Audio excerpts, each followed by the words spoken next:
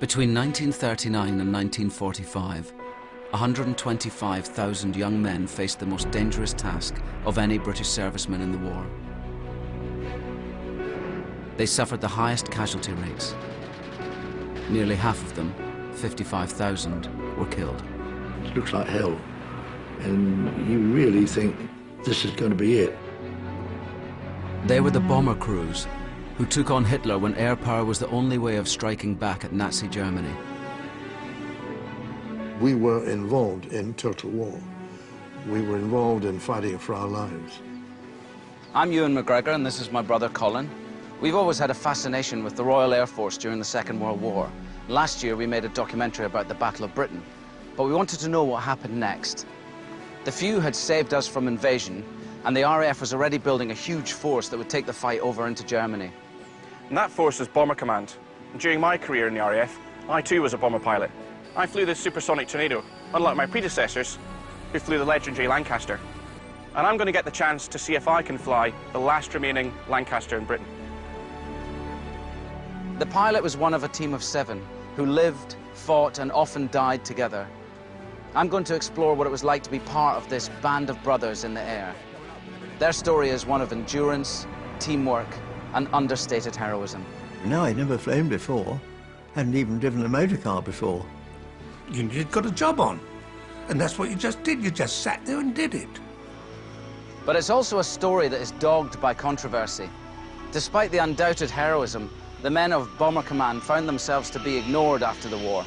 The massive attacks on Hamburg and Dresden killed thousands of civilians and were judged by many to be unnecessary. There was a war on, and we had to win, because God knows how it had turned out if we hadn't have won.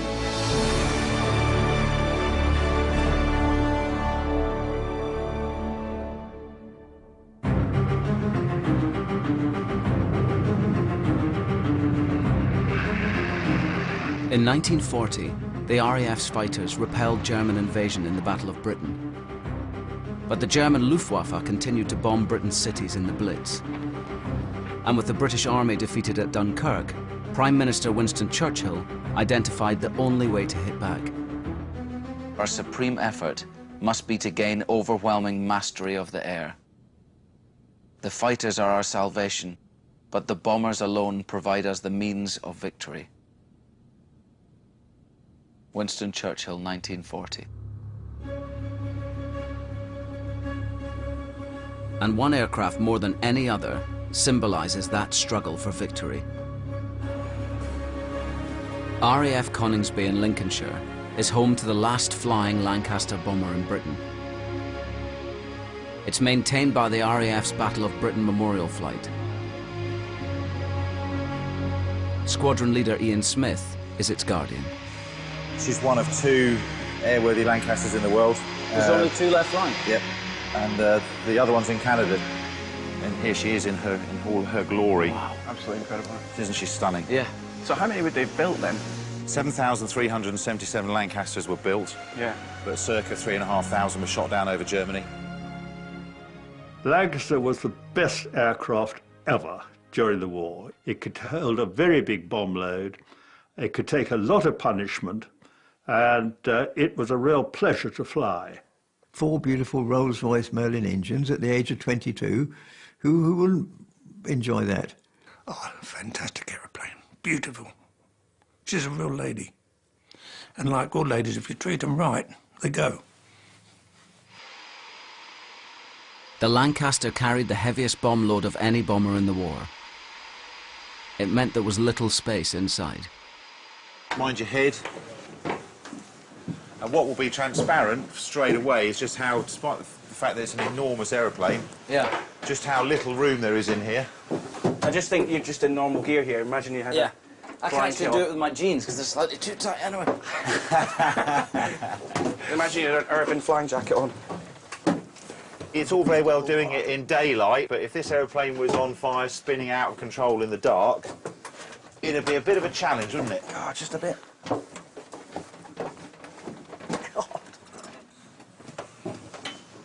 Oh yeah, look at this. Wow. Oh, it's incredibly open, the sight's amazing. This is exactly as she would have been when she was flying in wartime. All these instruments are original, Yeah, are they? absolutely. So the pilot, the captain of the aeroplane, would have sat in the left-hand seat in front of you, Ewan, and this is a bulletproof plate here at the back there, which would have protected him to some degree. You've got really good view and all the rest of it, but it does feel very vulnerable, doesn't it? You Yes. do feel really vulnerable up here. I mean, this is literally only 3/8 of an inch perspex, and the side of the walls of the aeroplane is 2 millimetres of aluminium, which won't stop anything. To realise my dream of piloting this precious and iconic aircraft, I need to train first on some other heavy planes from the era.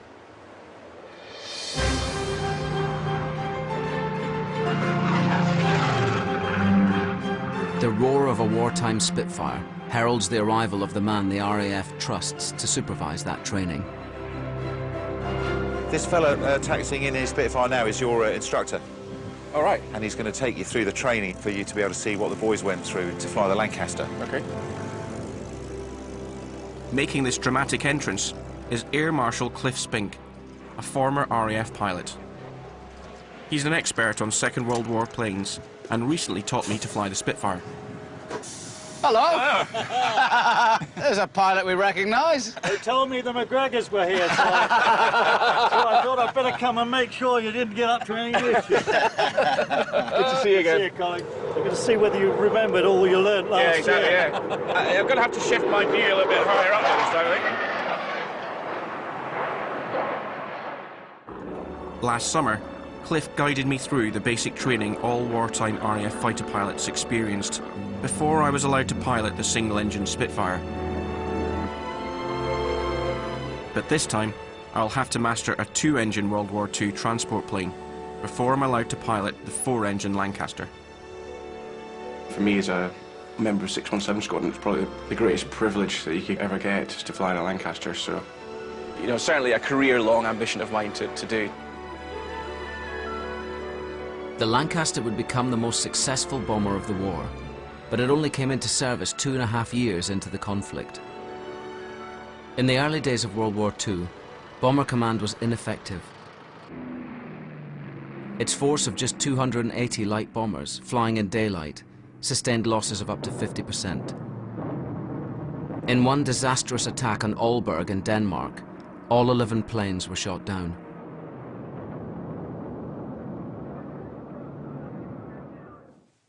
Then on November the 14th, 1940, a German night raid on Coventry showed the RAF how to bomb effectively. Stephen Bungay, an expert on the air war, has brought us to look at newsreel of the attack. All the available German night bombers were put into the air.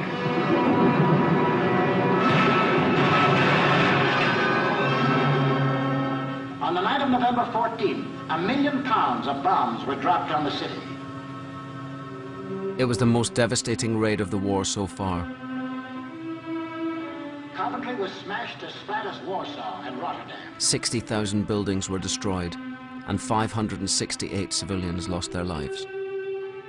Coventry was a centre of aircraft manufacture, but instead of targeting just the factories, the Luftwaffe chose to flatten the whole city.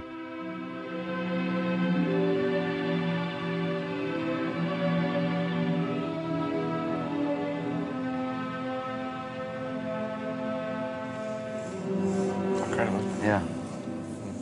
The mass graving things is something like I've never seen that. I didn't know that went on. What the Germans achieved in Coventry was a concentration of bombing. Yeah. It wasn't just scattering things over quite a wide area. And that's very important for the consequences that the RAF drew from this. They realised that if you had some specialists using specialised equipment, which we didn't have at the time but quickly started to develop, then you could achieve concentration. And concentration had a big impact. Bomber Command now knew what it had to do. If it couldn't hit individual factories, it would destroy everything around them in concentrated raids. This became known as area bombing. The objective was industrial disruption. By destroying infrastructure, simply the means that people use to get to work in the morning, you can produce a dip in industrial production. The targets were the major German industrial cities, like Berlin and Hamburg, and the manufacturing heartland of the Ruhr. But it would take nearly 2 years before Bomber Command could put its plan into action.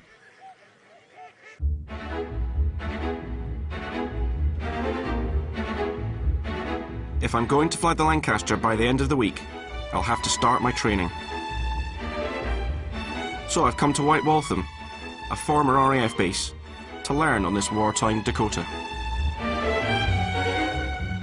My supervisor, Cliff, is hooking me up with Kath Burnham. Hi, Kath. She's one of only 2 qualified Dakota instructors in the country. Colin McGregor. He's your new student. Very good. I hope he doesn't let me down. He flew the Tiger Moth and the Harvard and the Spitfire last year. I hate him already. Yeah. Go on. Back on the heavy metal now. Great so stuff. Best of luck. All I'll right, see you thanks, tomorrow. Cliff. Yeah, cheers. Very good. Okay. Right. Shall we go? Yeah, let's do it. This is a pretty solid old aeroplane, the DC-3. It's excellent for him to get a feel for that before he gets on to something which is the extra tonnage of the Lancaster. That's it. Now I've got Kath next to me, and I've got to make sure that when she asks me to do something, I do it correctly. It's going to have to happen like that, so I'm quite nervous about it. He's asking all the right questions. It's always a good start. Looking a little bit apprehensive, I think. You told me it's turning. This World War II veteran is so unlike the type of plane I fly today in my job as a commercial pilot. 9, the mags go to both. And even though it needs Kath to help me get it off the ground, I'm going to have my hands full piloting this beast. Cliff will be passing a critical eye over the proceedings.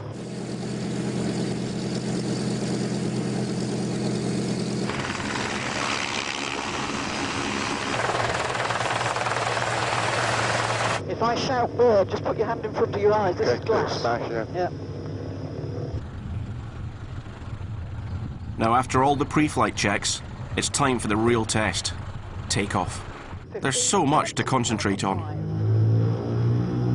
30. It's so difficult to control this kind of plane on the ground. I'm straining to keep it on a straight track. 82 knots, rotate. Oh, yeah.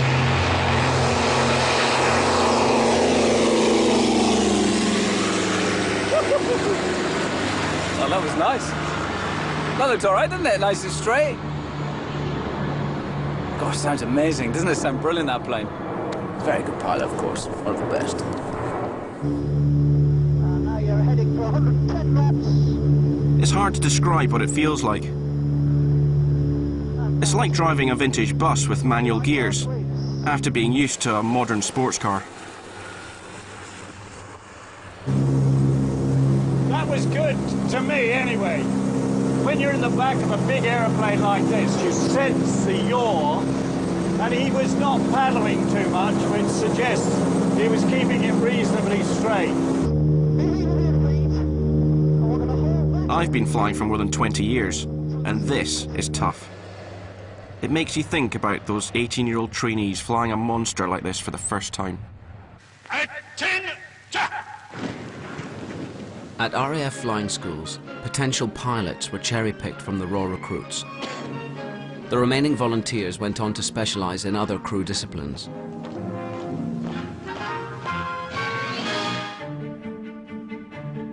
All pilot recruits were then sent abroad to one of the 333 Empire Air Training Schools. They were scattered throughout the British Empire. 18-year-old Desmond Pelly went straight from Charterhouse School to learn to fly in Canada. Canada, of course, happened to be an extremely good place for training because there were no blackout conditions, and you flew in completely peacetime conditions, which was wonderful. Reg Barker was just 19. To be up in the sky on your own in a beautiful aeroplane with the freedom of the sky, fantastic. What a privilege it was. Now, I'd never flown before, hadn't even driven a motor car before.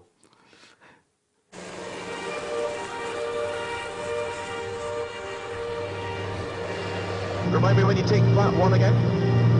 With the gear. With the gear, so yeah, that's already done. That's it, yeah.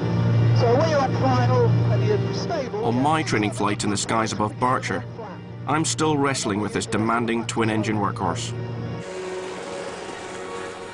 But now I've got the measure of the controls, I'm really enjoying it. This is real physical flying. He's on final approach. They've got the gear down, so as you can see, he's working pretty hard. Okay, get a trim if she's not. Sorry. What I'm nervous about now is getting this plane back onto the bumpy grass runway. The tricky part is stopping it swerving on landing. Close the throttles and hold on. Okay, this is the big moment. Let's see if he does it. Now check forward. Bingo! Take the flap up down. Busy with your feet. Okay, put the tail down. Now the fun really starts, is keeping it straight. Well done. That was very good. Good man. He's just trying to show me up now. Landing's one thing, but with a tailwheel aeroplane, the next thing is keeping it straight. Where is it? There. You did that on purpose. Oh, I didn't kill anybody. Hey, well done. Mind a little red sign. Yeah, got it. I think we'll quit while we're ahead, shall we?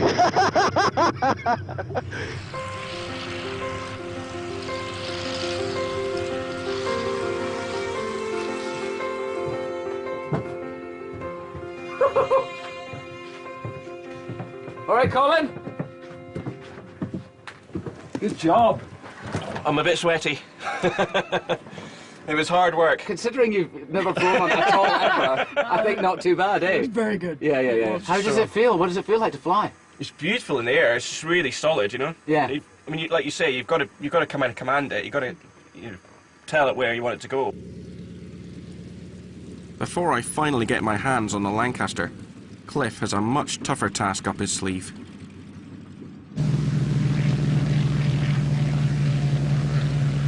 If you went to the cinema in 1941, you'd have believed that the bombing campaign was going very well. Let go the £1,000 last, Mac. Bomber Command had switched to nighttime raids, and the crews were reporting that they were hitting their targets. I got a bullseye with the last one. Good man. Beg of nuts or a cigar. But Prime Minister Winston Churchill was about to discover the shocking truth. At the National Archives in Kew, I'm meeting archivist Jessica Lutkin, who's going to show me what was really going on in 1941. Yes, yeah, it is Cape Cod, yeah. Right, this is an important document for the history of Bomber Command, and it was written in 1941, and it's an analysis of the success rate of the bombing campaigns that went on over in Germany. It was the first scientific report that was done, so the first time they had statistics. Before that, it was just the crews reporting back and saying whether they'd hit target or not. How did they gather that evidence? How did they get scientific evidence? They used photographs. They used photographs on the undercarriages of the planes that would take pictures of when the bombs were set off. Right. And from those photographs, they could then write a report. I want to make a sort of snooker joke, but I can't think of one. For those of you watching in black and white, the pink is next to the blue. Okay. Right, so let me turn to our report for you. So there you are. An examination of night photographs taken during night bombing in June and July points to the following conclusions. Of the aircraft recorded as attacking their target, only 1 in 3 got within 5 miles. And over Germany as a whole, the proportion was only 1 in 4. And over the Ruhr, it was only 1 in 10. Yes. Does that mean that only 1 in 10 got over the target? Or the bombs dropped, hit the target? Only 1 in 10 actually reached the target. So what would the reaction have been when this report was read by the top brass, and what was the reaction to it? It was shock. It was simple shock. They couldn't believe just how bad things were. Wow. Surprising to see how ineffective the bombing campaign was early on, and clearly to Churchill and to the powers that be at the time that it was so ineffective. And yeah, it'll be interesting to see how they put that right, what they put in place to try and improve matters. For Churchill, the answer was simple. Bomber Command needed a complete overhaul, and he started at the top. In February 1942, Arthur Harris was appointed its new Commander-in-Chief. We're meeting author Patrick Bishop to find out more about Harris.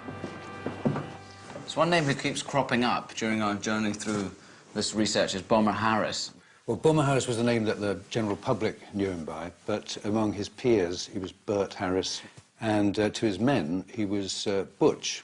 He had a bristly little moustache that gave him this air of porcine belligerence, and you crossed him at your peril. But what he did have was enormous drive and enormous energy and enormous confidence, and he brought all those qualities to Bomber Command. He arrived at a good time. These big 4-engine bombers were just arriving at the squadrons, and he turned these heavy bombers into weapons of mass destruction. I mean, you can date from his arrival the time when things start getting very unpleasant for the Germans. Was he liked, do you think, by the crews? I think he was respected enormously, and they, I think, understood what it was that he was doing, and the fact that their lives were being put on the line. I think they understood that that's what had to be done. And I mean, hard men are needed in wartime, and he was certainly that. Harris had an unflinching belief that bombing alone could win the war, and he didn't mince his words. The Nazis entered this war under the rather childish delusion that they were going to bomb everybody else, and nobody was going to bomb them. At Rotterdam, London, Warsaw, and 100 other places, they put that rather naive theory into operation.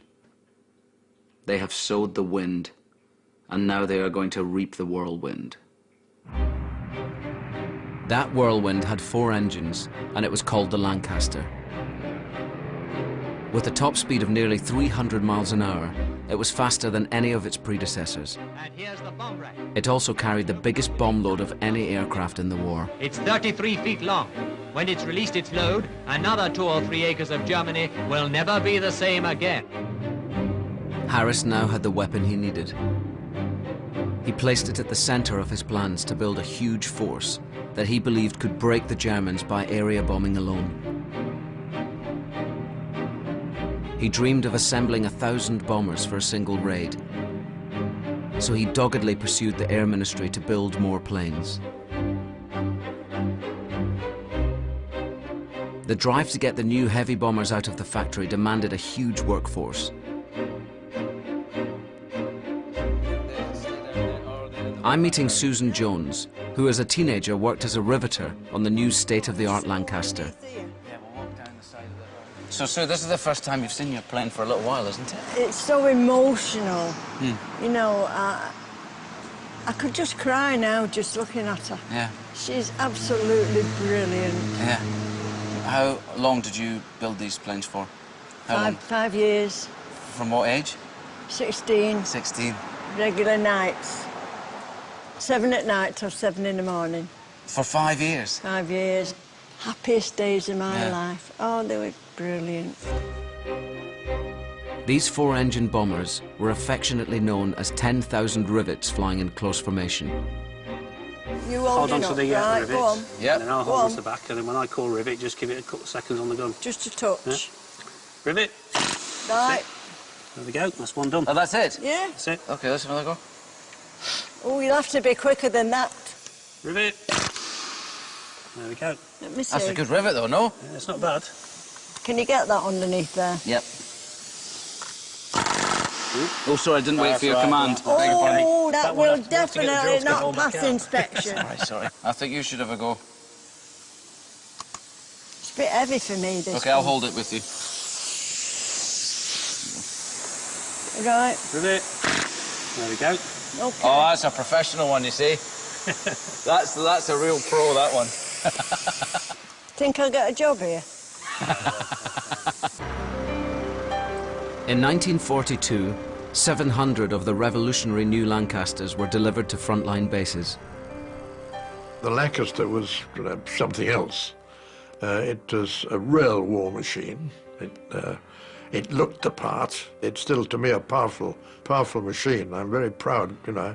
I was associated with it. Whatever manoeuvre you wanted it to do, it did. It did. It did. Brilliant. You felt comfortable in it. It could take a lot of punishment. It could fly on two engines on one side quite easily. In fact, I do know one chap who brought a Lancaster all the way back from Germany on one engine. To fly the new bombers, trainees were pouring out of the flying schools. And it wasn't just the pilots. Each Lancaster needed 6 more crew members. 2 gunners, the flight engineer, the navigator, the bomb aimer, and the wireless operator. Bomber Command was also a multinational force. 1 in 4 of its recruits came from overseas. All were volunteers. In a wartime hangar, wireless operator John DeHoop recalls the reasons he joined up when he was just 18. 1, you got more money. 2, you got sheets with your blankets, which I thought was, say, civilized. Yeah. 3, you were given a pair of shoes and a pair of boots rather than 2 pair of boots. I hated wearing boots. And 4thly, because once you've got your wing, using a colloquial term of the time, it pulled in the birds. The process of turning the individuals into a team was known as crewing up. This wasn't the usual hierarchical military process. It was rather more democratic. Looking back, it seemed a bit chaotic because you'll be put in a hangar and they said, right, get on with it, get crewed up and close the doors. We're stuck in a great big room full of pilots, navigators, bomb aimers, wireless operators and 2 gunners. And told yourself, get yourself crewed up. You stand around wondering what's going to happen next. Who should you go with? And this chap came up. He was obviously older than we, and he said, I'm a rear gunner. He said, are you 2 chaps looking for a crew? He said, yeah, yes, we are. And he said, well, I found a pilot. I've questioned him, and he told me he had a crash while he was training, so I think it'll be bloody all right in the future. He'll do for us. So I said, well, OK, that suits us. So off we went. So that was the crew. This was a remarkable mixing of classes, ages and nationalities, unthinkable before the war. A crew might consist of a former public school boy, a London docker, a farmer from New Zealand and a Canadian bank clerk. All of a sudden we became blood brothers. We helped each other out in everything, and we were a good team. If we hadn't been, I wouldn't be here today. One thing that I remember with some emotion is the fact that in the billet, sharing with another crew, all Kiwis, and I recall that both crews went on an operation, and when we came back, all their kit had gone and beds stripped, and I remember sitting on our beds and being quite shattered by this experience of losing these guys who'd been with us. So we did what most blokes do in that case. There's only one thing to do, go down the pub and get sozzled. The crews were now setting out nightly in the new 4-engine bombers to carry out Harris's grand plan of defeating Germany by area bombing alone. A mission could last up to 10 hours, targeting industrial centres deep in the heart of Germany. The telephone perhaps would ring. Then the flight commander would call, that's it, boys, it's on. Then there'd be a deadly hush. That meant that night we're going to be on ops. We would disappear up to the mess for your meal, always eggs and bacon, and a sausage, a bit of fried bread. Then you would go up to the briefing room, and there they would draw back the curtain, and you could see where your target was. Then it would be a big, oh, if it was, a long one. Once the planes were loaded up with bombs and fuel, the crews were ready to go. Once you got on the end of the runway to take off, then the tension was really wound up. There was no talking at all, none.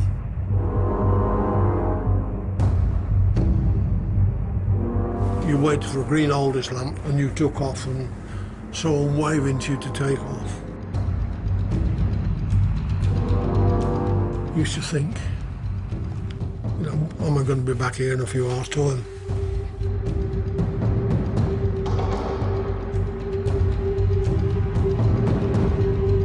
Navigator Douglas Hudson recalls an extraordinary moment just as his bomber force headed out across the North Sea.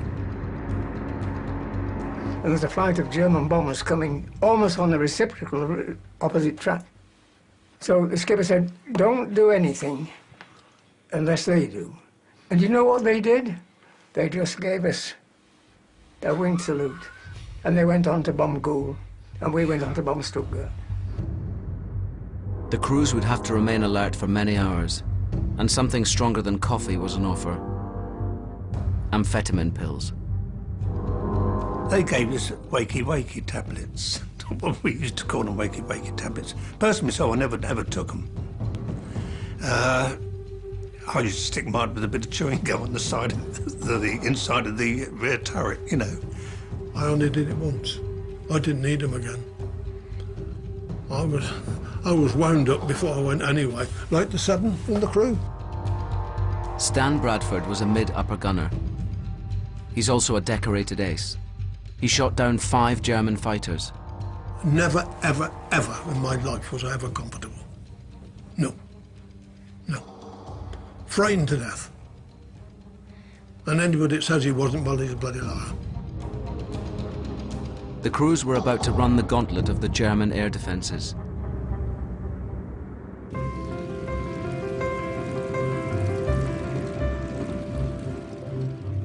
Back at White Waltham, I'm ready for the next stage of my training on another Dakota. It brings me one step closer to flying the Lancaster.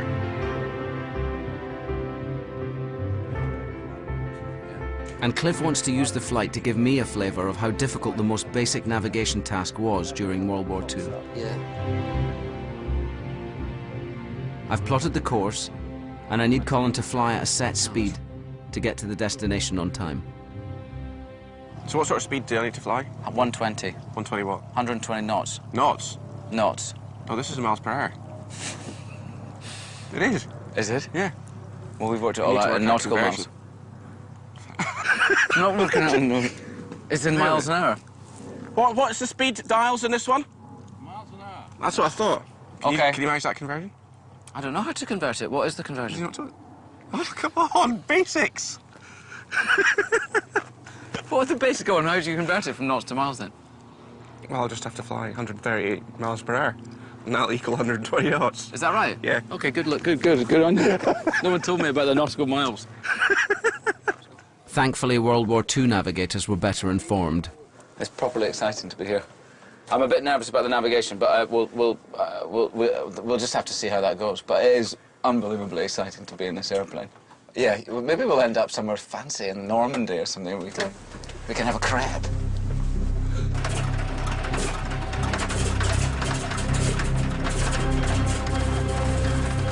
Modern planes have GPS, radar, and air traffic control. What all trainee navigators had was a map, a compass, and a watch.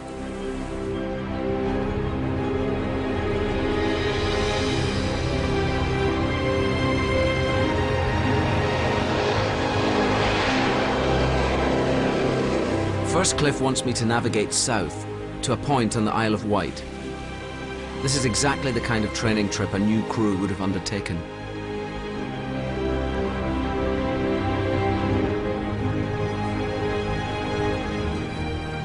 Okay, we're on. 160.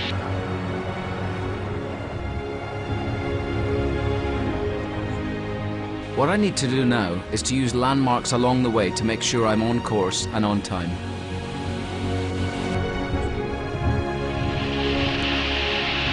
Should be crossing a road. Yeah, road. I've got a main road. Yeah, crossing now. It's quite heavily wooded. Bang on. Well done, pilot. But after a good start, I think I may have lost an entire town. You would not happen to know where Hazelmere is, would you? No, I'm not a navigator. I don't understand these things. How big is it? Well, there's a town there just west of the nose. It's quite big.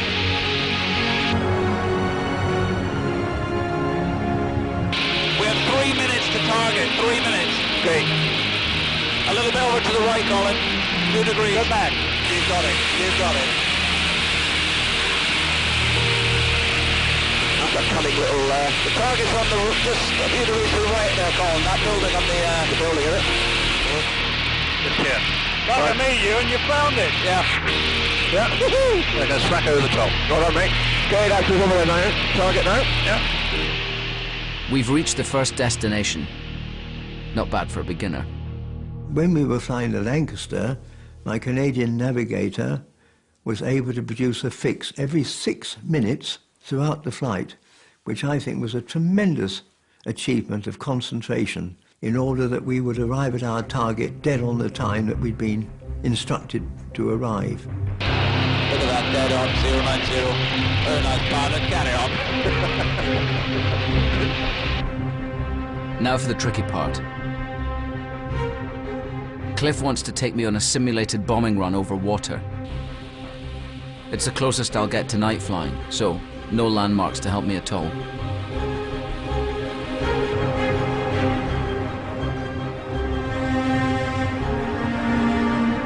Target just on the left there, Captain. That's actually the lighthouse, is it? There it is, my destination. The lighthouse at Beachy Head. We're going to be over it. We're going to be Maybe a bit early, I think. Maybe a little earlier. Yeah. 1 minute now. So. We've got to the target a minute early. 60 seconds that mark the difference between success and failure. In a night bombing run, we would have dropped our bombs into the darkness. Just over the top now. On a raid to Berlin, we would have overshot by a disastrous 20 miles. But navigating at night wasn't the only problem the bomber crews faced. As they crossed the North Sea, they were picked up by German radar. The closer they got to their destination, the more intense the searchlights and the flak from the anti-aircraft guns. We were caught in searchlight and they had us for 35 minutes. Now, you could guarantee, basically, that if you were caught in searchlights, you could say, "Good night, nurse." That was your lot. But fortunately for us, we came to it. The Germans had the ideal anti-aircraft weapon in the 88mm gun. Thousands were diverted from the Russian front to stop the RAF getting through. You can view the target on flames and surrounded by millions of shell bursts. It looks like hell. And you really think that this is going to be it. To overwhelm the enemy's defences, the bombers travelled through the target area in a tightly packed bomber stream. It meant there was always the danger of mid-air collision. Another Lancaster came out from our starboard side and stuck his wingtip straight into us, just under the mid-upper turret. There was putting it crudely, a bloody big bang. Even though the tail of the aircraft was close to breaking away, Dave refused to abandon his position. The skipper said to me, "Well, David, you can bail out if you wish." But he could still have been attacked by enemy aircraft. My turret was still operational. So why should I jump out? What, leave my mates?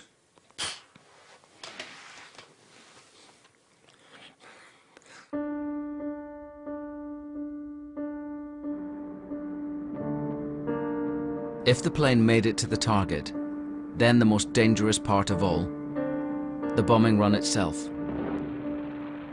The pilot had to fly straight and level, no matter what. You take bombs away, and you can also look into the bomb bay from the bomb aimer's position to make sure they've all gone. And if they have, close the bomb doors, and then they get out of the pilot gets out of the trouble. then the aircraft lifted, having got rid of the weight, and we were all very relieved, shut the bomb doors, and away we went for home.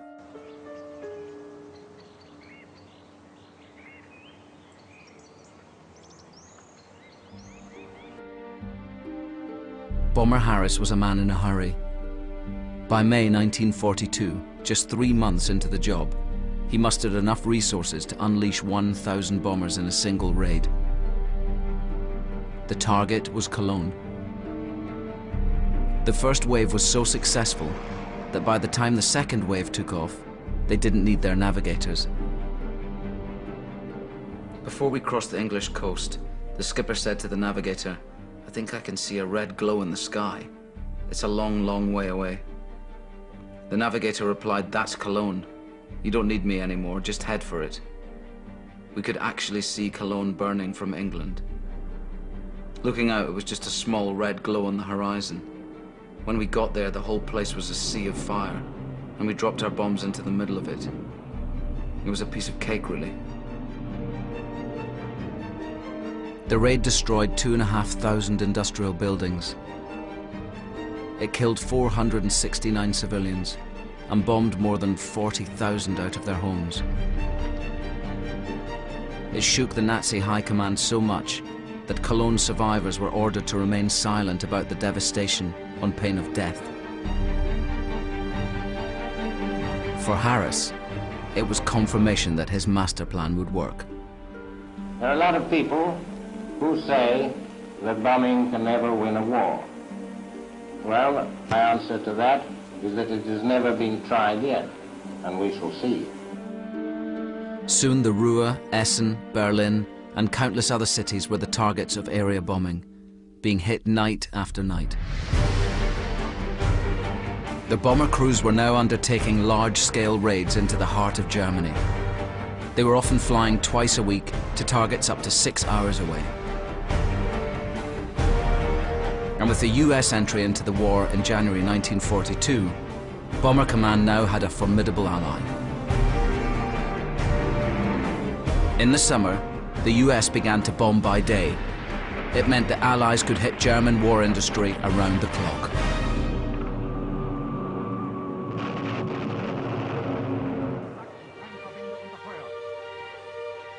But there was a price to pay. The German defences were becoming ever more deadly. A Lancaster lasted for on average just 7 missions over Germany. Only 1 in 6 of the crews was expected to survive a tour of 30 operations. The biggest threat was German night fighters. The tail gunners were the bombers' first line of defence. Learning how to hit a fast-moving fighter plane involved constant practice.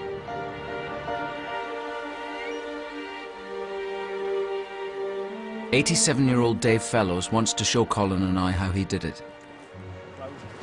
So you did use clay pigeon shoot, these clays as practice, didn't you? We did a lot, right from the very elementary gunnery school, because it was the best way of teaching deflection and also your line of sight. Gunners were given a regular allocation of clays so that they continued to practice.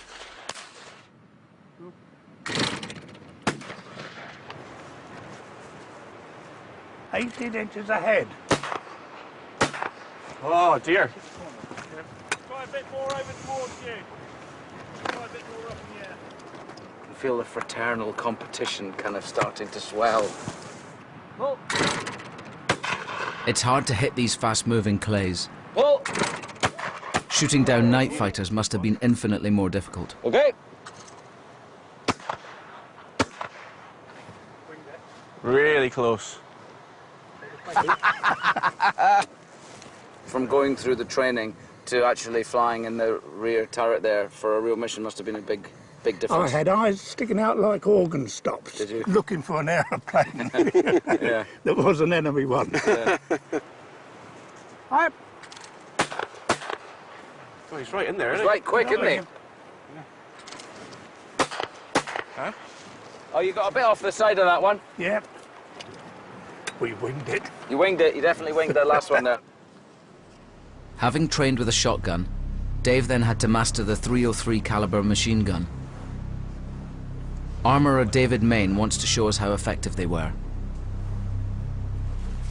Ready? Okay. Okay. I'm shooting at metal plate the same thickness as the armour on a German night fighter. Okay, Ewan, in your own time, go on.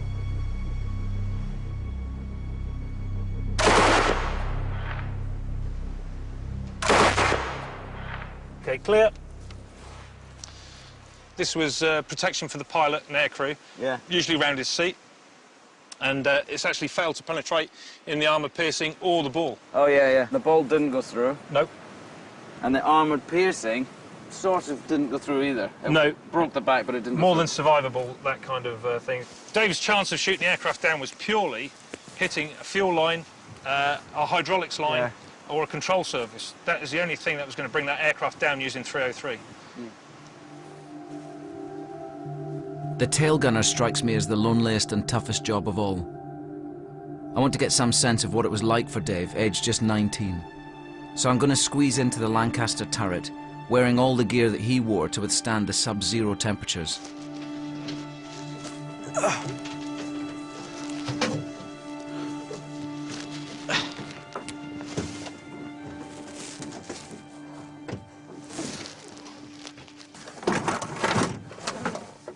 That would shut behind me. That's quite weird. I mean, that's quite a claustrophobic feeling. So that's your world now. For 9 hours or more, this is my world. Well, if it had a thermometer in there, it would never got above zero, that's for sure. It was cold. There was no good taking a flask, because at around about 20,000 feet or more, it used to freeze up anyhow. They gave you a bar of chocolate, but that froze so hard you couldn't even chew it. You couldn't stand, couldn't do it. All you could do was move like this. That's all you could do. It's difficult enough getting in, but getting out in a hurry was another thing altogether. So if I had to bail out of this, my parachute's out there. Okay, I would have to turn the turret into this position so the doors were there.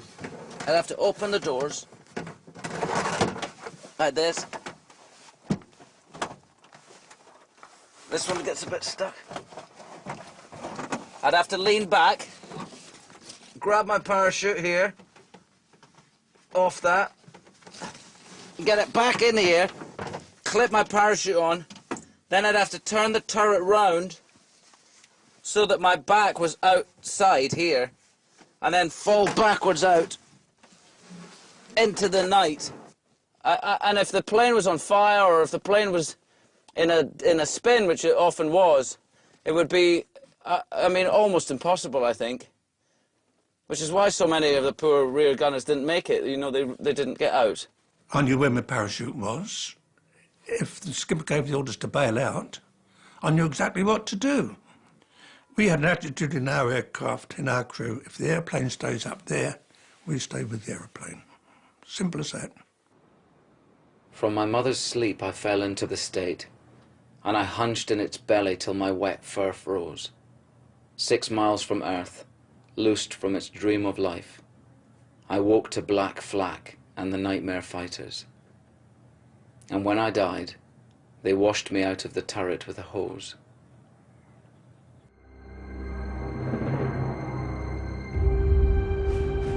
With limited firepower, the crews employed another tactic to avoid German night fighters: the corkscrew. This was a series of fast dives and climbs more suited to a fighter. But the brilliant Lancaster was more than up to it. If your gunner suddenly said corkscrew port, you went right the way, turned it right down like that, you screwed around at the bottom, you went up the gauge, screwed over the top and down, and you can imagine the strain on that aircraft. And with a full bomb load on, you were doing this sort of thing. We were attacked 4 times on one night by fighters, and we escaped from them every single time by corkscrewing. But the corkscrew was only useful if you could see the enemy coming. In 1943, crews reported seeing other planes blow up in mid-air for no apparent reason. The Luftwaffe had developed a new deadly secret weapon, known rather bizarrely as jazz music, Schräge Musik. German night fighter pilots realized that the bombers had a blind spot, namely underneath. They were able to come up underneath, and they had a couple of guns that were pointing up at an angle through the cockpit. The bomber they were attacking wouldn't see them, it wouldn't hear them. The first thing they'd know is there'd be cannon shells ripping through the aircraft from beneath. If the thing was below you firing this jazz music cannon, there was no way out. One of the pilots who used this deadly weapon was Rolf Ebhardt. He flew the Messerschmitt 110, hunting down British bombers. He shot down 8. Tell us about the first time you engaged the Lancaster. Yeah, I saw it about 120 yards higher. So I was shaking and my heart was throbbing, of course. And I said to me, don't miss, don't miss. So I positioned myself under the Lancaster and not thinking that the Lancaster was on the flight to the target, so it had all the bombs in. Yes. I aimed in the middle of the fuselage, and the thing exploded after a second. And the result was I couldn't see anything anymore. You know, I was so blinded for about 5 minutes, and then slowly the sight came back. Rolf was so close to his victims that he was able to record their serial numbers in his logbook. That's it, Abschuss Lancaster. Oh, Abschuss Lancaster. I've got the code number from some of them. That was the 3rd Halifax, and here 3 in one night within 15 minutes. The new upward-firing cannon meant that in 1943, the night fighters were accounting for 70% of Bomber Command losses. One man lived to tell his story of this invisible enemy. Reg Barker's Lancaster was torn apart by Schräge Musik. His plane went into an uncontrollable dive, and Reg began to black out. I couldn't move my little finger even. I was pinned up against the canopy of the roof canopy of the cockpit. And I could see the fires burning below, the fires that we'd started in Kiel. And it was quite evident that it would only be seconds perhaps before we hit the earth. Then suddenly all was peace, all went quiet. Had I arrived in the place in the heavenly abode to which no doubt the Almighty had intended? I don't know. Suddenly there was a swishing sound, which I realized afterwards was the wind tearing through my clothes. I was out in the sky, I wasn't in the cockpit anymore. How that happened, really it's only a matter of conjecture. And I could see my aircraft coming down beside me, very much ablaze, of course. The parachute opened, and I could see below me the trees of a wood, floodlit by the flaming aircraft. At that moment, I dropped into the treetops. So that was a miraculous escape. Reg spent the rest of the conflict as a prisoner of war. So these are my identity tags, dog tags as we call them. One was my RAF officer's tag, and the other one is the one issued to me by the Germans when I became a guest of the Nazis. Stalag 1, it says, 5182, that's me. The nightly dice with death was a horrendous strain for the young men of Bomber Command. Gunner Stan Bradford recalls a crew member who cracked up on a mission. During one trip, we had a problem with our engineer. To this day, Stan won't reveal his name. There was no Ginger. I'm not letting his name up. Ginger. He was ginger-haired. And Ginger he wasn't available. He was hiding behind the pilot's seat. He was just took away. We never saw him again. Your documents would be stamped LMF, lack of moral fibre. And that put you in a terrible situation afterwards if anybody was asked to see your documents, service documents.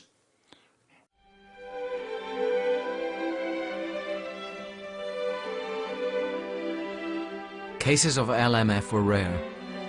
For the rest, their stress was released in other ways. There were some extreme cases, people were shooting off revolvers out of the windows at night and, really doing low-level beat-ups of the aerodrome and all sorts of things, and they would just get told off. And they realised that you had to let off steam.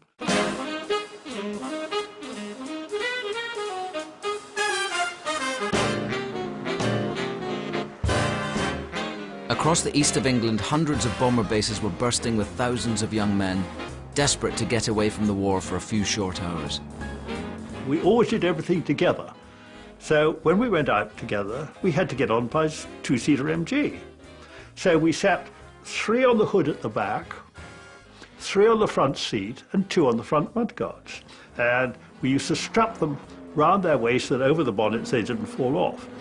And only on one occasion was I stopped by the police, not because we were breaking the law, but he wanted to make quite sure the 2 on the front mudguards weren't going to fall off.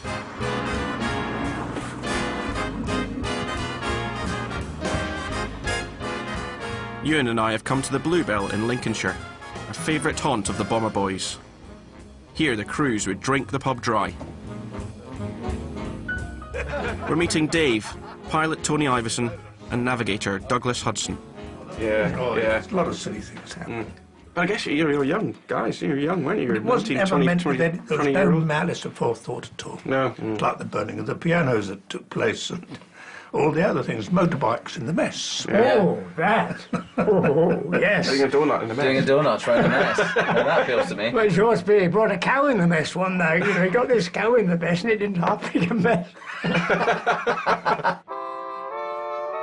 Many of the young men were inexperienced, baffled by the opposite sex. Most of us were too bloody young to understand female company at that age. We were all fingers and bloody thumbs.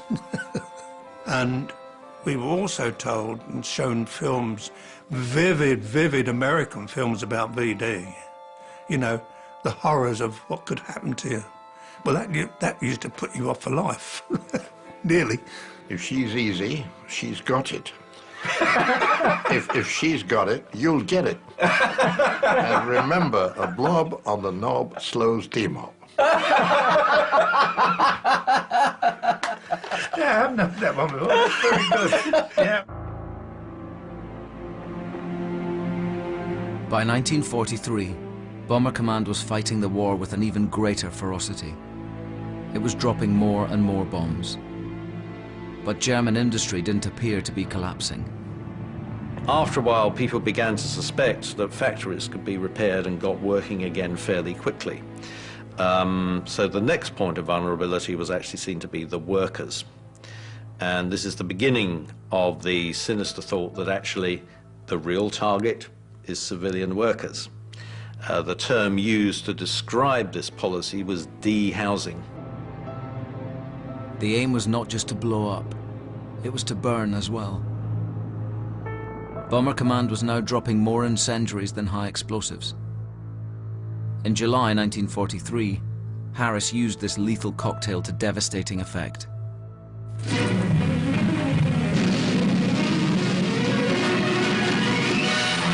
Hamburg, second largest city of the Reich, is being liquidated in a series of record attacks by the RAF. The main attack started on Saturday, the 24th of July, and for nights afterwards, hundreds of our 4-engine bombers kept it up, hot and strong. We're traveling to Hamburg to find out more about the impact of the raid. A number of factors made this attack so shattering.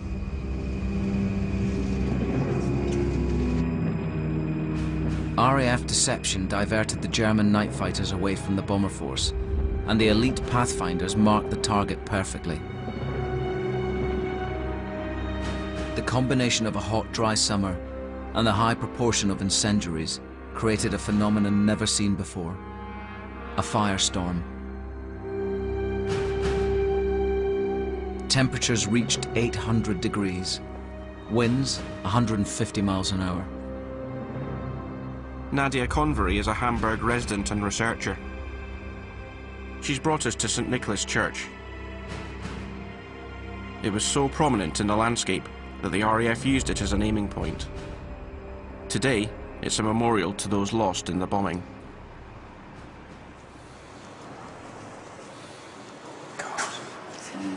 That's unbelievable, isn't it, the destruction?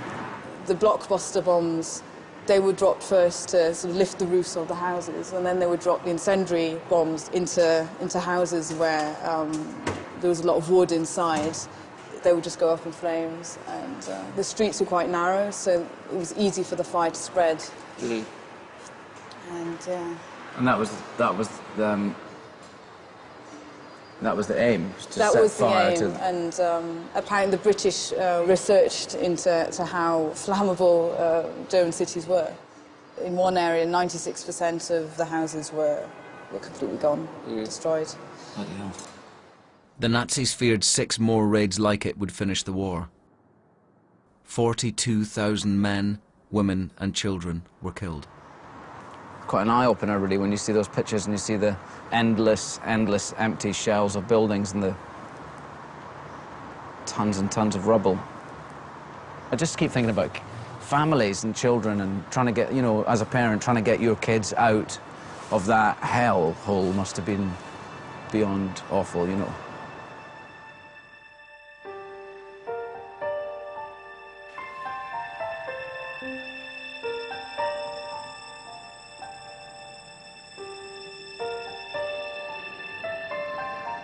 Nadia has invited us to a city centre hotel to meet some of the victims of the Hamburg firestorm.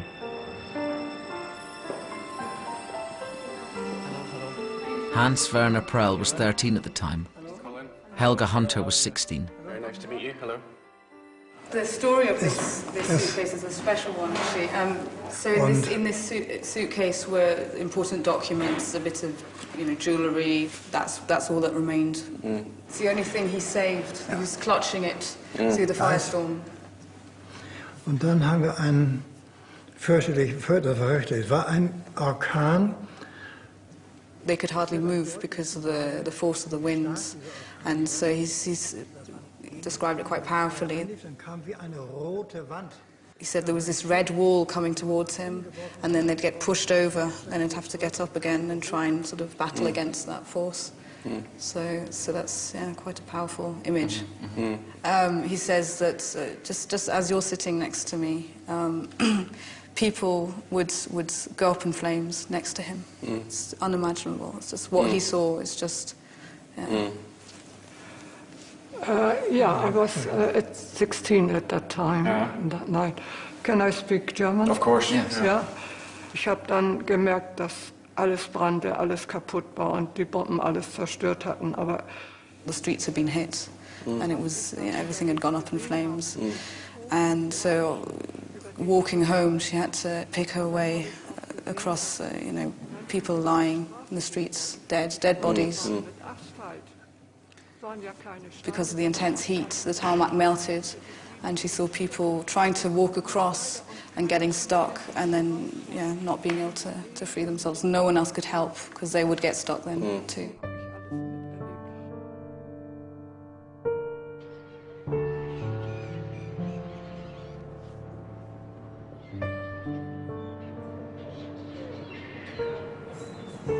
I think when you read about the area bombing campaign and how that was described by senior officers and what have you,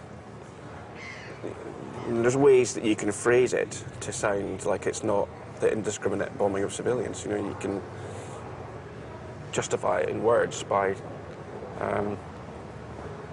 saying that it's a legitimate tactic to damage the industrial might of the country you're fighting against.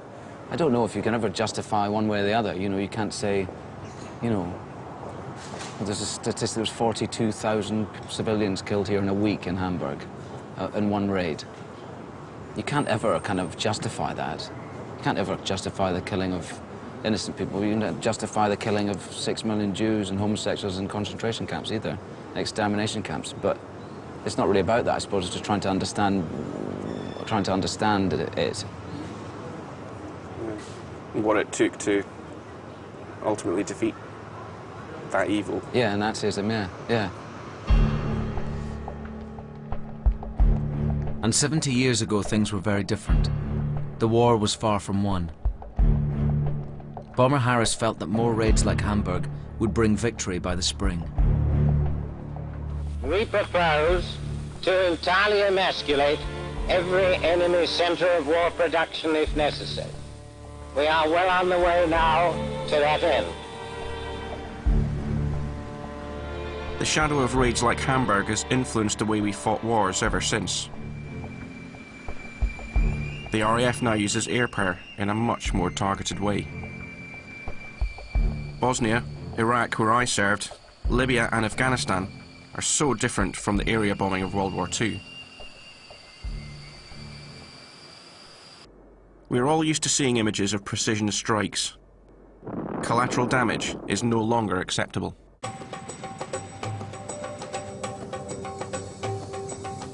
My old squadron, the Dambusters, was at the forefront of developing this new tactical approach to air power. It's currently on active service in Afghanistan. I want to see for myself how the modern RAF copes with the conflicting demands of using air power and avoiding civilian casualties.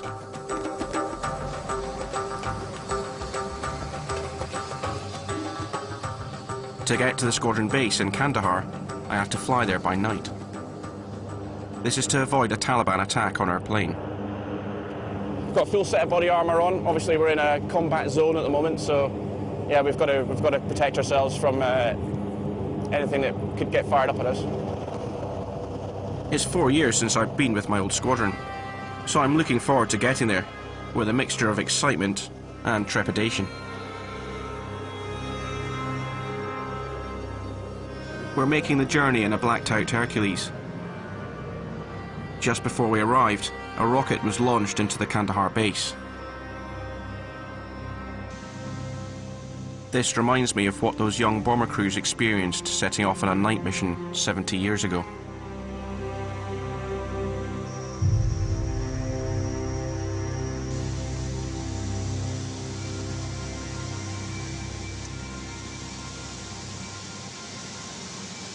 In World War II, 1,000 bombers would set out on a mission.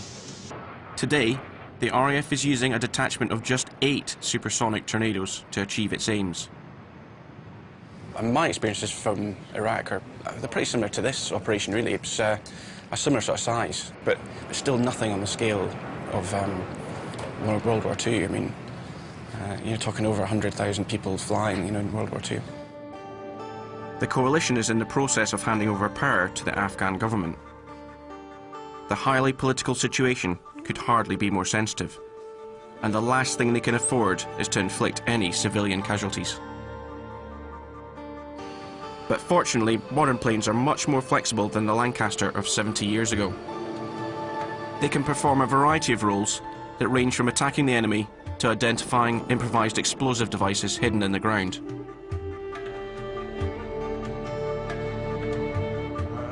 Wing Commander Keith Taylor is the current 617 Squadron Commander. He's at pains to show how he's using the latest technology to avoid collateral damage. Before he even considers using a weapon to support forces on the ground, he'll intimidate the enemy first with a low-level flypast. I did a show of force, and we pulled up afterwards back into the wheel and asked the ground commander if we'd met his intent. And his words were, yes, there was a bit of a situation developing down here, and I just wanted to show, the bad guys that my dog was bigger than his dog. So, if that fails, only then will he reach for his range of precision weapons, from heavy cannon to guided missiles and bombs. And to help the crews make the right decision, they are also using some of the world's most powerful cameras in what's known as the Lightning Pod.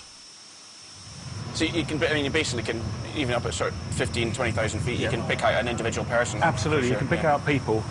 You know, we could really get up close and, you know, in some situations identify whether or not the guys are, you know, carrying weapons or not. On the current tour, the squadron has flown hundreds of missions deterring insurgents without dropping a single bomb.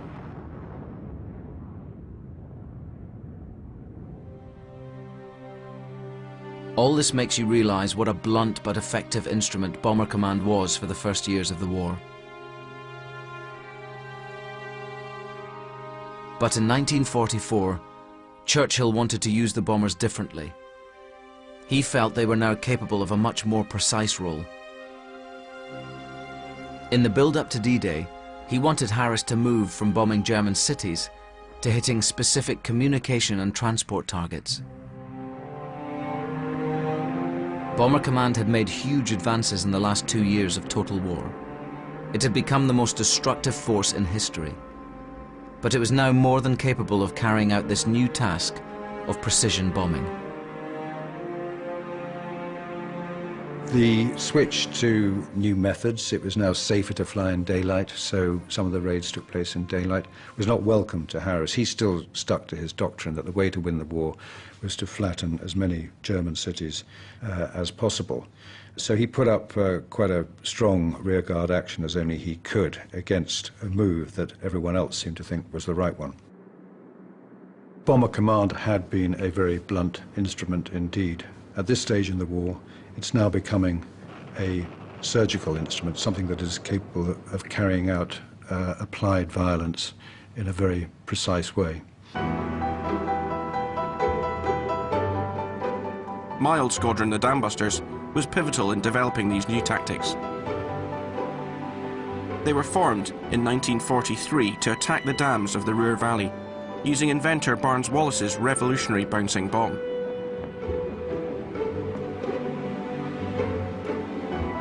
In 1944, they undertook perhaps the most audacious precision raid of the war. We've come to the squadron's former officers' mess, now the Petwood Hotel, to meet squadron leader Tony Iveson to talk about his part in the raid. The Tirpitz was the largest remaining German battleship. She represented the most powerful single threat to Allied shipping, and it became a British obsession to sink her. She was sheltering in the safe haven of the Norwegian fjords, almost out of range. They adapted the Lancaster with more powerful engines and took out the mid-upper turret and the front guns and lots of other heavy stuff, including the armor plating behind my seat. The Lancaster could then reach Tromsø from northern Scotland, which was about, well, it turned out to be a 12.5-hour flight. The bomb chosen to sink the Tirpitz was the latest Barnes Wallace wonder weapon, the 12,000-pound Tallboy. We lined up for the run-in, and the first 9 bombs of 617 Squadron went down in 90 seconds. So had you been standing on Tirpitz, you had 9 5-ton bombs arriving through the speed of sound on the way down, and there were 2 direct hits and 3 near misses. And that 56,000-ton battleship was doomed from that moment. Yeah. The ship still firing as the bomb bursts flash and gleam. In the smoke of giant explosions, the Tirpitz capsizes and sinks.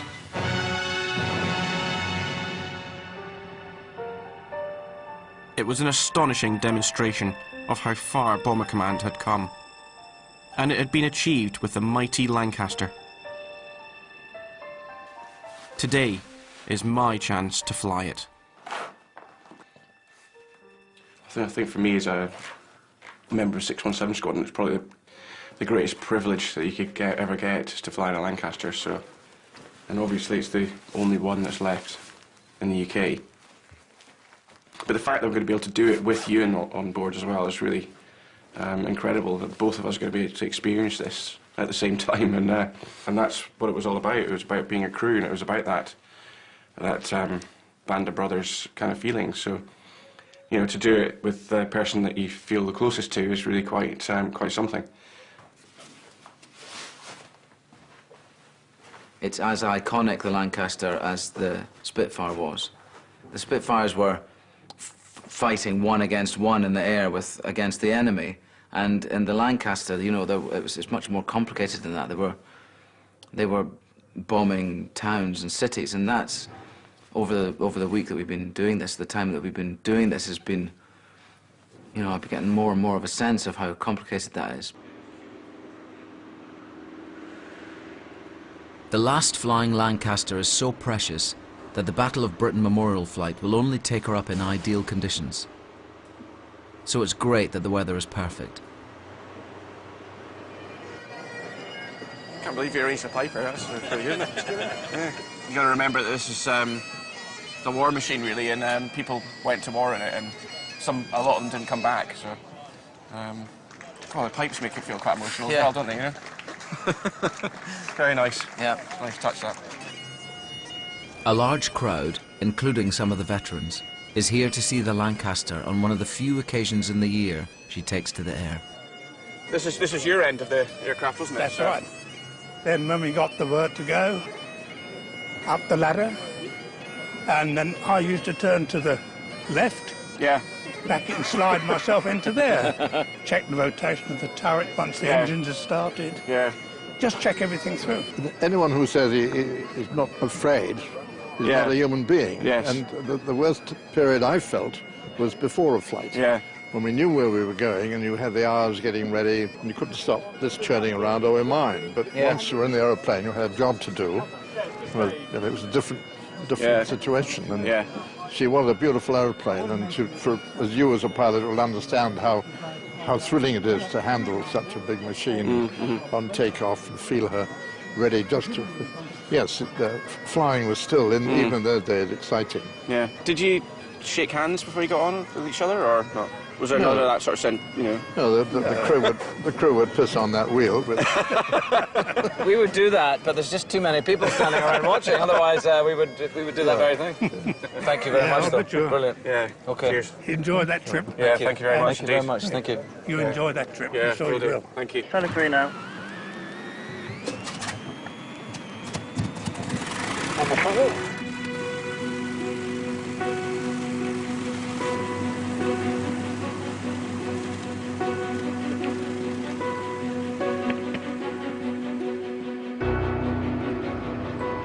Just clear to come over to the right if you need it ready for the stack.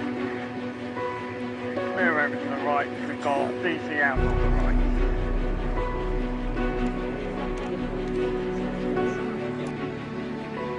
And you've got good pressure in the brake. I'll take it. Ah, it's an amazing feeling. Exhilarating as the tail lifts. 70 knots. 80 knots.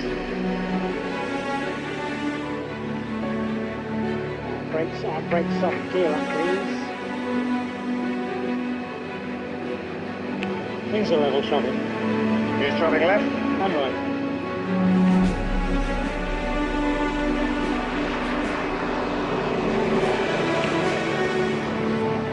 They must have lazy turn to the right.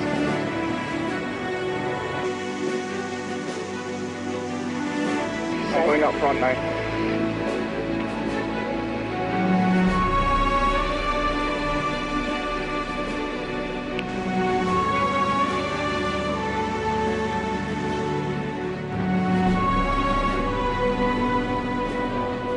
And then, it's the moment I've been waiting for. I'm handed the controls. You're happy, you have the flying control. Okay, I'm control.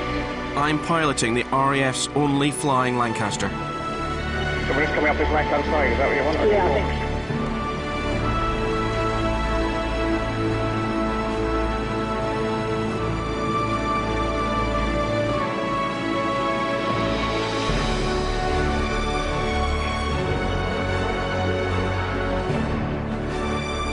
so. Okay, you're into position. You're in the right. In the nose, thank you, yep. And I'm in the nose of the Lancaster with my brother at the controls.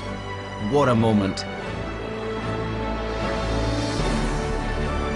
Unbelievable view, though, isn't it? Fantastic visibility you got from here.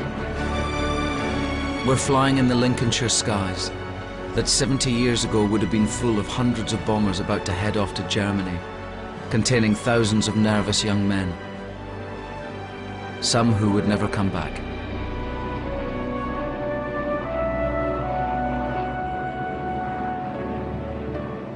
Then all too soon, I have to hand back the controls. You have control?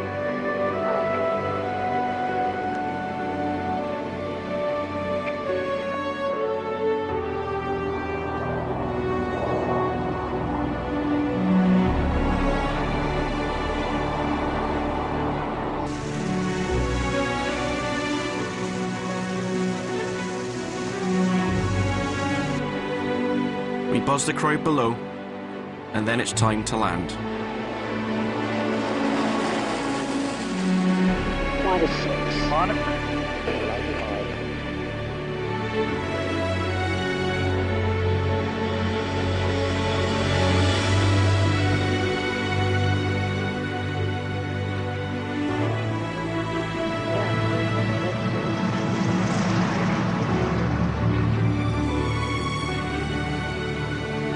The last flying Lancaster in Britain, one of the 7,000 or so that flew 156,000 sorties, is safely back on the ground.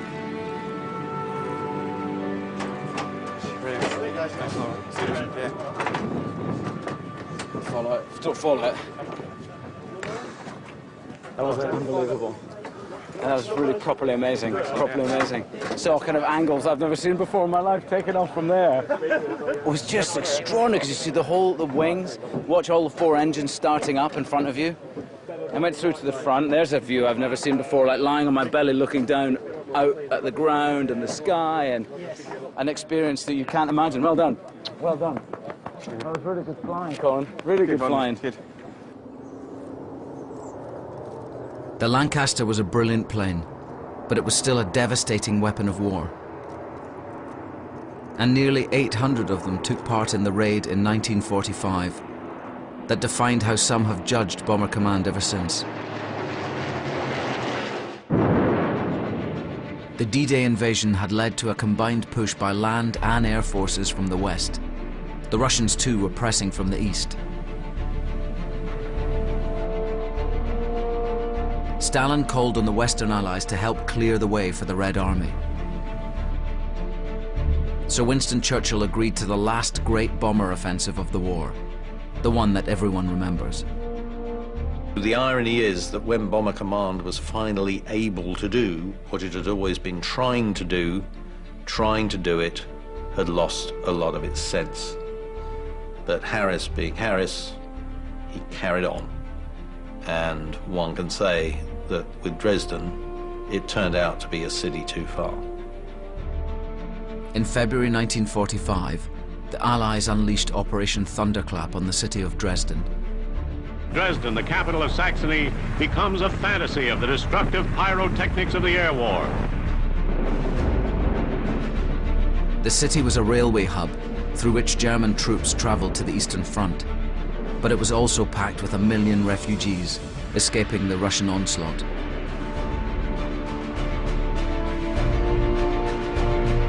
The bombing was so devastating that it whipped up another firestorm.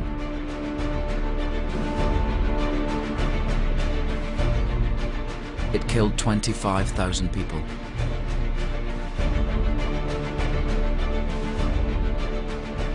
Churchill had approved the plan, but within weeks he had changed his tune, perhaps with an eye to the imminent peace. The destruction of Dresden remains a serious query against the conduct of the Allied bombing. Winston Churchill, 1945. Harris was appalled by Churchill's comments. To his dying day, he defended the policy of area bombing. Harris had been an outstanding leader. He motivated his men. He did what he was told very effectively. But by the end of the war, it has to be said, he was wrong to persist in this notion that they should carry on battering German cities when the war was obviously won. It was doing no good. In fact, it was doing harm. At the end of the war in Europe on May the 13th, 1945, Winston Churchill went on the radio to thank our armed forces. He chose not to mention Bomber Command at all. I thought we got a rough deal. Not so much us, although they didn't give us a medal, but that's only another only trinket, really.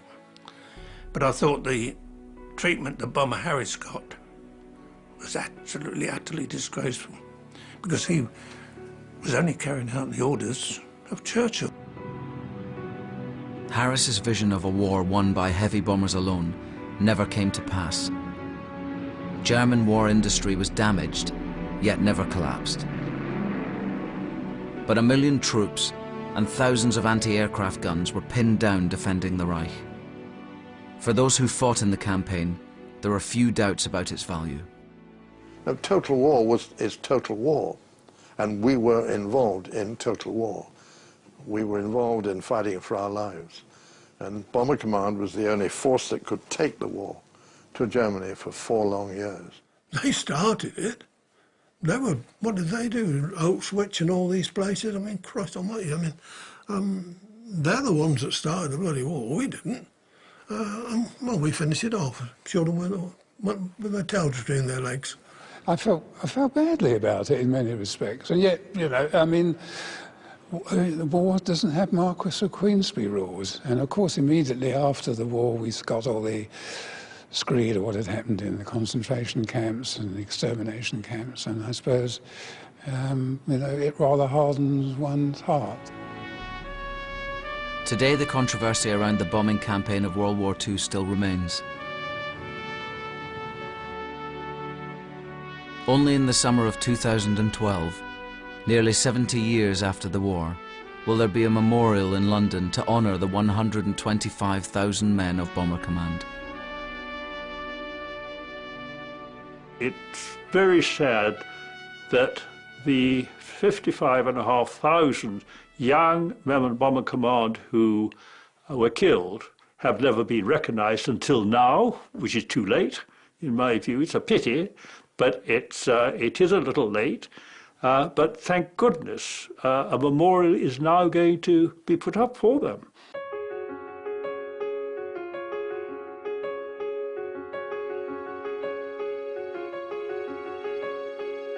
I knew when we started this project that it was going to be a really difficult journey in places, and it has been difficult. You know, our visit to Hamburg has raised some questions in my mind. But what this journey has taught me is that these very young men who joined Bomber Command joined the only force that was taking the fight to Germany.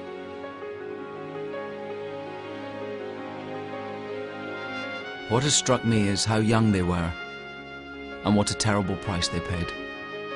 Almost beyond any of the controversy, I'm also unmoved in my feelings about the men who flew in those planes, because they were demonstrating such unbelievable bravery to get in those bomber planes night after night after night after night. 12-hour missions, freezing cold, cramped, frightened, and the fact that they would lose friends and they would still get back in the planes.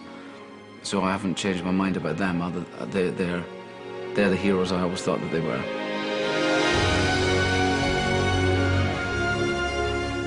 The start of a major new series tomorrow night here on BBC One. Andrew Marr chronicles the life and reign of Queen Elizabeth II with the help of archive footage and interviews with the royal family. The Diamond Queen at 9 o'clock.